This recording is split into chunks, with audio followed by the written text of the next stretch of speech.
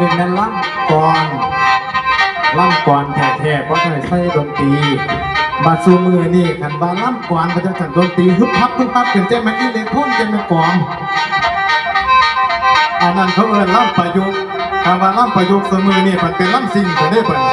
ตั้งว่าได้ดอกล่ำกันเพราะยังเอาลองเพลงเปิดมาจิตของคนใจของคนมันสูง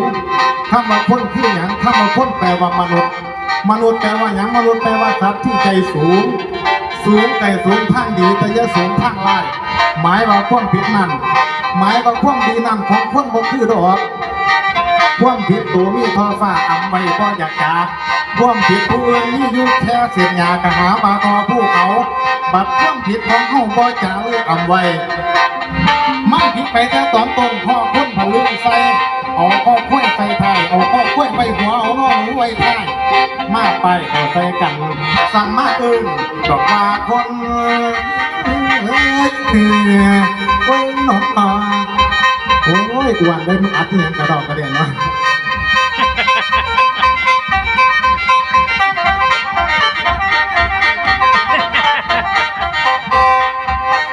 วันเคยกันตะที่ไหนก็พอเนี่ยเขาบ้างเอาได้ละน้องเพิ่นมาคนหูนี้คนเกิดมาโลภหลงเป็นใหญ่บ้านมาว่าไปตาทานอยากได้คนดีเปิดมาแล้วหันละตอนนี้กินทั้งตักปะเมื่อเราแต่แค่เราว่าจะได้พบของบุญลูกเข้าในมันอาลับมีสุดที่พูดไปไหนแกยุกหันนา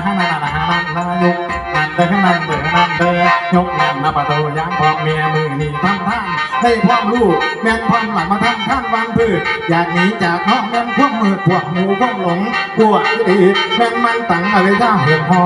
โอ้ยันนั่นเดียบตา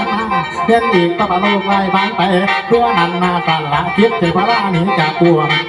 ตัวนั้นเราบ่ต้องให้มาห่วงความโกรธโลภหลงหมายความว่าสิบ่ให้ลุงเอาไปจ้าเอาเล่าเบิ่งหลานเล่าดูก่อนเอาเลยนะจ๊ะดนตรีดีน้ำแต่ก็แบบเมื่อกว่าแต่มันดีมันไม่เล่นดนตรีนี่แต่มาสูงแกนปฏิบัติไม่ได้แค่ละเวลา